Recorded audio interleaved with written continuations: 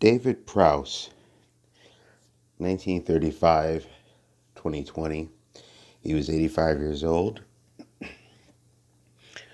He was diagnosed with prostate cancer, and from some more recent reports I've seen, he may have contracted COVID, and as we know, that can exacerbate any of the symptoms that you may have had underlining. Now, if you don't know who David Prowse is, he was the physical actor to Darth Vader.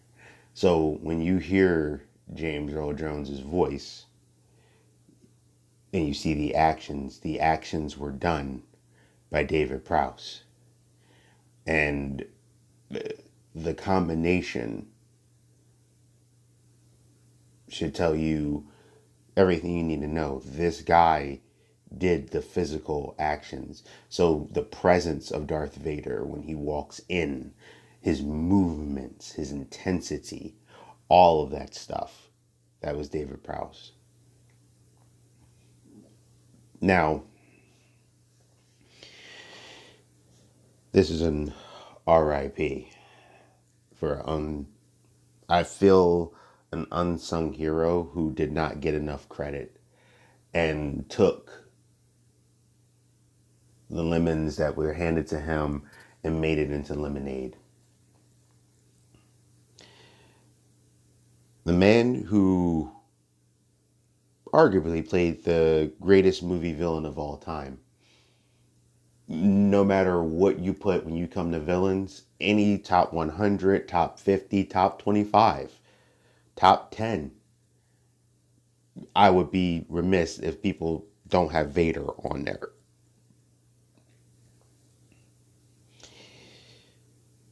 He was a bodybuilder and a bouncer back in England, and like he was very, very much into it.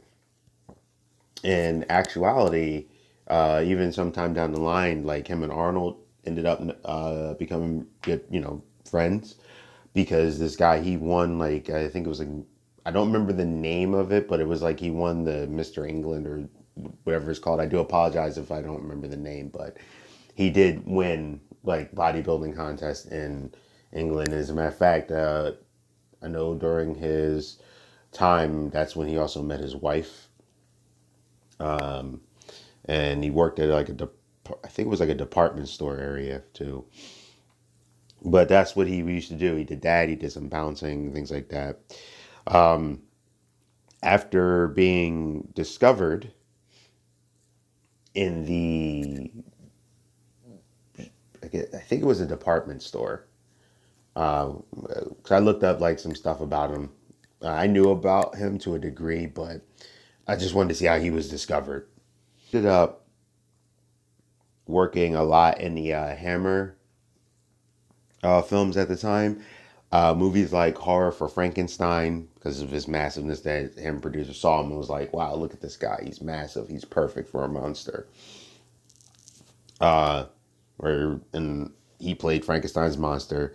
There was another film, Frankenstein again. This time it was like Frankenstein from Hell, where I've actually seen the movie before, and I've seen the other one. He actually kind of showed it was a little bit different. I think Peter Cushing was in that one, but he kind of showed a little bit type of monster with a little versatility. He played Red Herring in the Jabberwocky movie. He was on Doctor Who and the Benny Hill Show. And when you see the funny, like crazy segments with the big muscular guy, Time, that was him. So he actually did quite a bit of work for himself after being discovered in a department store. And he did do some, more Hammer stuff. And what ended up happening, and a lot of people don't know this, is that he trained Superman, Christopher Reeves. Now, the funny thing is that he was actually Superman in a commercial. And from what I understand, what happened was that he thought he would get the role, and he talked to them, and they pretty much said, "Hey, we got Superman," and he thought that that meant they picked him. Well, he finds out later that they didn't, and instead of being angry, bitter, about this, he helped this guy who was this skinny guy named Christopher Reeves become the Man of Steel. He had him on a regimen, and one of the things, I think if I remember this correctly, he had him like lift weights, and after every like lift or two, he would like add 5 pounds, and and that's just as hard as it sounds. Like he kept adding the weight, and Christopher Reeves, of course, stumbled as anyone would, going from 0 to 100 like that. And apparently, David was like, "Yeah, that's where we start hardcore, right?" The thing is that what it looked like he did, that sounds like he was doing a test position. Like basically, he was seeing where Christopher Reeves hit his point of exhaustion, and that's where he wanted to start to get him built up. That's a special type of workout. Not everybody can do that. I know Brock Lesnar is a guy who does that, where he works out till exhaustion. But he basically did a starting point of, I want to see where you're at when you're tired, kind of. That's where I want to start you, that weight. Because if that's when you're tired, that's when it really hits you, that's when it's the heaviest for you. You start there and you go up. You're working near your max, and now you're pumping it up. Bodybuilders, hardcore. Um, he also trained John Barrowman, because I've seen something about that too. You If at the stage of more recent, you may know him as Malcolm Merlin in the Arrowverse. He physically trained him, and Barrowman I have seen, like looks good, like physically. He also, when he was, if you or Doctor Who verse, is Torchwood. He's also Captain Jack, and that's really cool. And when I said he had the thing, he became friends with Arnold from the bodybuilding thing. He actually went up for Conan too, and he lost to Arnold, because Arnold by this time was kind of starting to get on the rise, and that was another role that kind of escaped him. Now, we're going to get to the part, of course, that you are going to know him from the most, which is him being Vader. So they needed a very tall and muscular guy. That's what the Star Wars pretty much request was. Um, when they do the casting call, and he actually had a choice between Chewbacca and Darth Vader, and he had no idea what a Chewbacca was. So to him, it kind of came off like, I have a choice between wearing a gorilla suit or being the main villain. He went with the main villain because he's known, he's used to the Hammer horror, wearing the makeup, doing the work, being the monster. So it kind of turned into a, yeah, I'm used to that kind of makeup. Gorilla little. And if you look at his physical performance, it's great. He feels every line, and there is stuff out there where he's telling in the lines. But the funny, weird thing was which was very interesting, is that no one knew he was going to be dubbed. So if you go on YouTube, you can hear him when he does the parts and says the lines. I've seen quite a few of them when they go Vadersville voice. The thing is that his voice, as menacing as he wanted to sound, his kindness came through, and it came through so hard that even him trying to sound menacing, it it sounded like a person threatening or whatever, but it was kind of like very soft. And a few of the people I've seen, like some stuff where they're like, this is going to be the voice of Vader. So they needed a voice, which, they got James Earl Jones. I remember one of the things I heard about James Earl Jones is because he has a voice similar to Orson Welles. And I don't think anything was wrong with picking a different voice. I mean, they've done it to Arnold before, in some of his earlier films because of his thick Austrian accent. If you go see like Hercules in New York, for example, you'll definitely hear it where it's like a completely different voice. The part that made this kind of messed up though is he didn't find out that they replaced his voice until he saw the movie, like everyone else. So the cast didn't even know. And when people was like, "Oh man, your voice," because he has such a different voice than James Earl Jones, it was like, "How did you do that?" And he's like telling people it's not my voice, and that's kind of an embarrassing situation to put somebody in.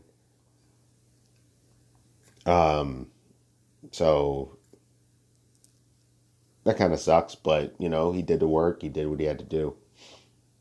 Another important thing to tell you the type of person he was. He was also a superhero, the Green Cross Code Man. Now, in America, we don't really know what that is, but the Green Cross Code Man, he had like this little robot with him too. It was actually a cool looking. They actually made some pretty cool looking robots in the 70s. I got to give it to them. Um, but when he got that role, it was to teach kids about road safety. And the funny thing is, he shot those helpful commercials, and while he was shooting Star Wars, they gave him a week off. So he literally took that week to shoot those commercials and then went right back to work on Star Wars while they worked on other stuff. And in the UK, I know they were a little worried because he played Darth Vader, and they were like, the connection between the bad guy and good guy. Because back in the day, it was kind of like if you played a villain, it was very hard to see you as something else. But he got the role. He has that presence. He was a large man, but he was also a bundle of heart, and he was able to do it. And when he did that, he really played out that role like a real life superhero.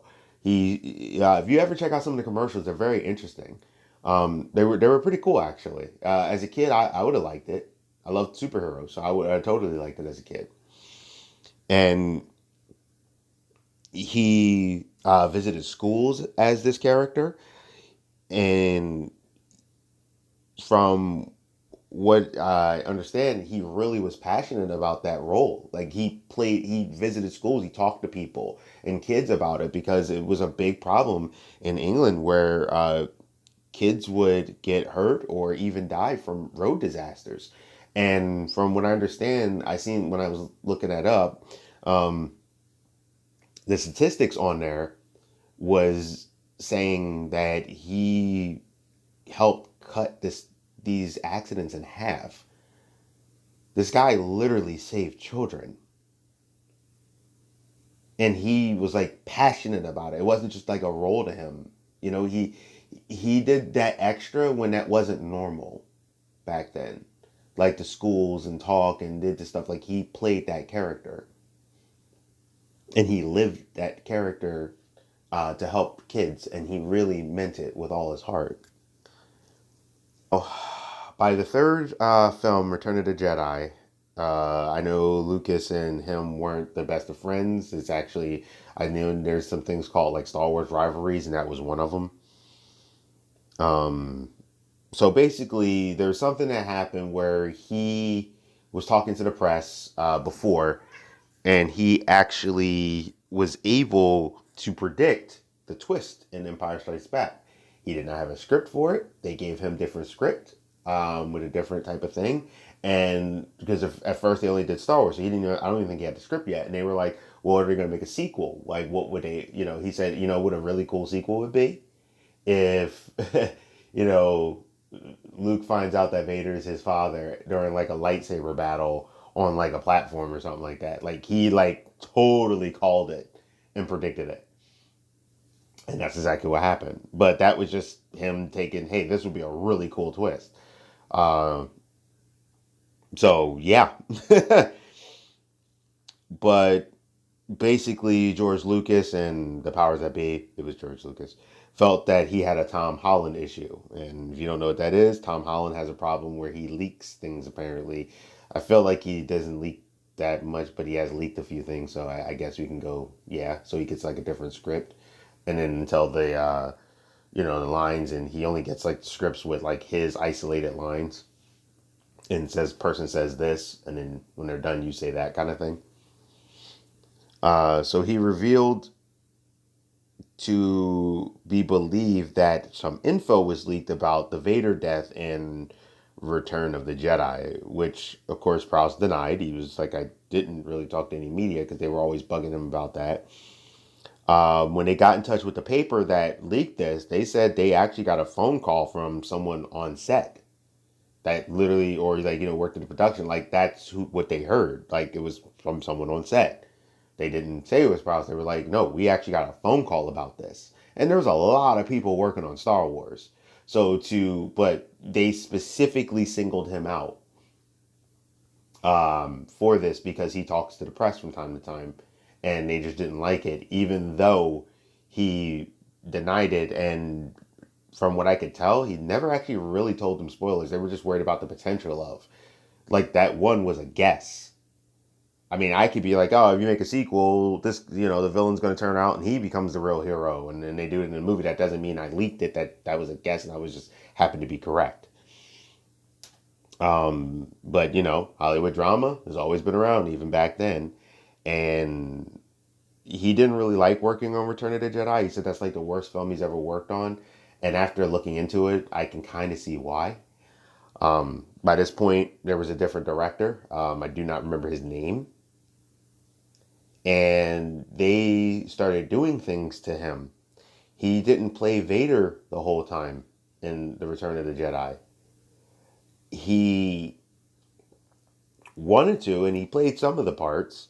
The one part he definitely got to play, which was nice, which is actually funny because it's considered his couple parts that he got to play are considered the best Vader scenes in the movie. So, go figure. It's the part where he picked up the Emperor and threw him because he showed that he didn't have to need a harness or anything because he's so physically massive that he's like, I'm a bodybuilder. I can pick up a guy that's like 100 something pounds. I pump up 500 pounds. Like, so he did that. So that whole scene at the end sequence where he's getting electrocuted and he saves his son and he does the whole thing. Spoiler alert if you haven't seen Empire by now, but you should have. And he throws him off. It's like, yeah. So he at least got to do that scene. But sadly, what happened, which they tried to pull this, was when you see the face reveal, it's not him. I think the actor's name is Timothy Shaw. Yeah, I think it was Timothy Shaw. Um, and it was shot at another stage, and he was never told about it. And it was like he couldn't catch a break. Now, the strong speculation is it was a result of the whole press issue.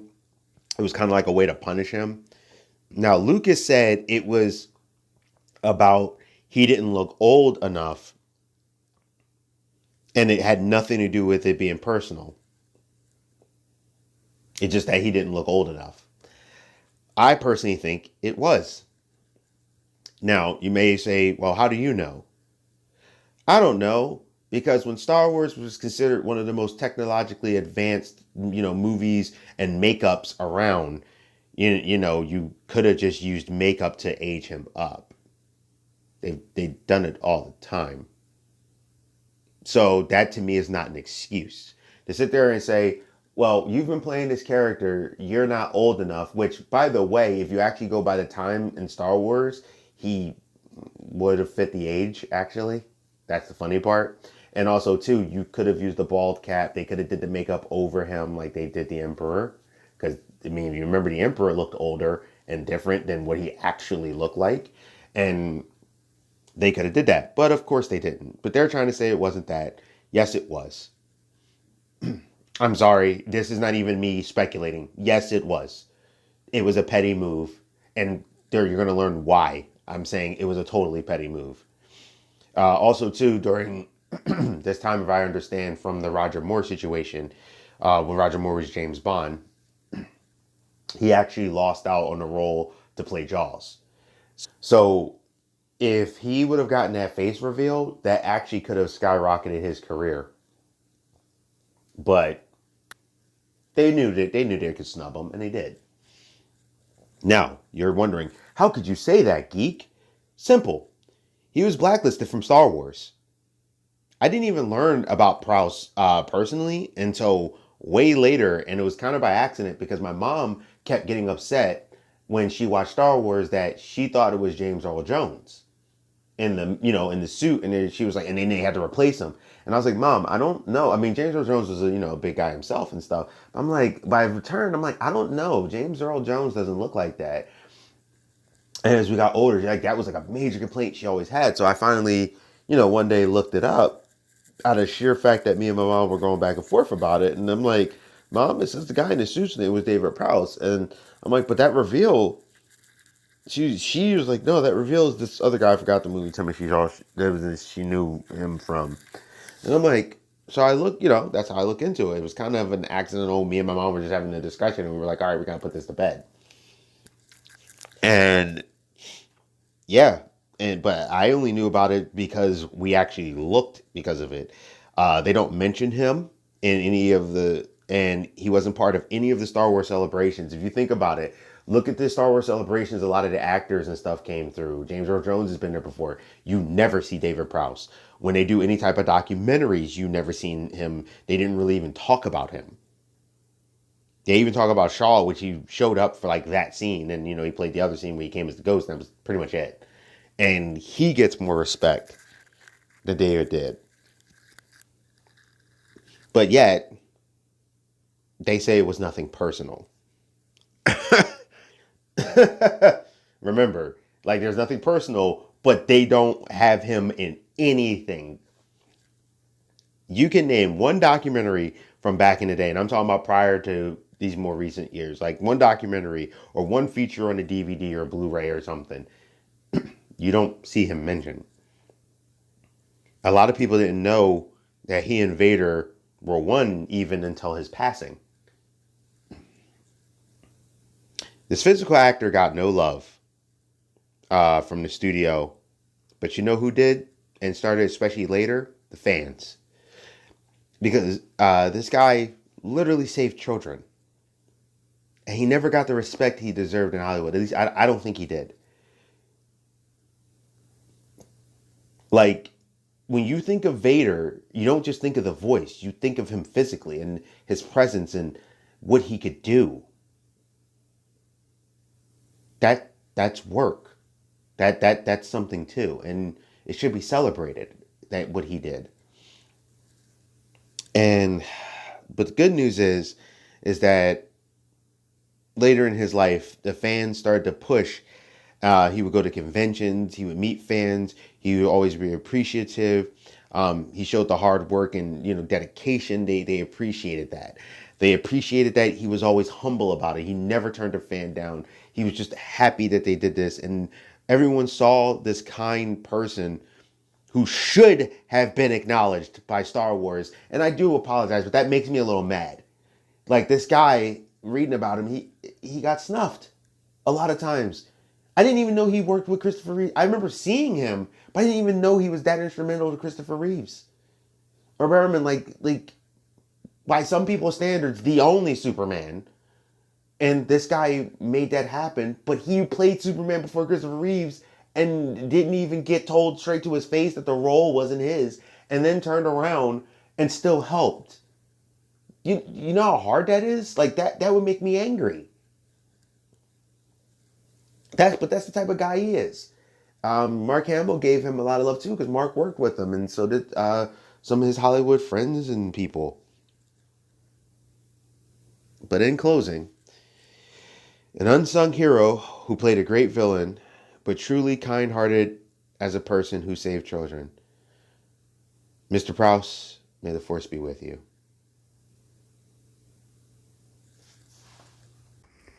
Hey, thank you for visiting my channel.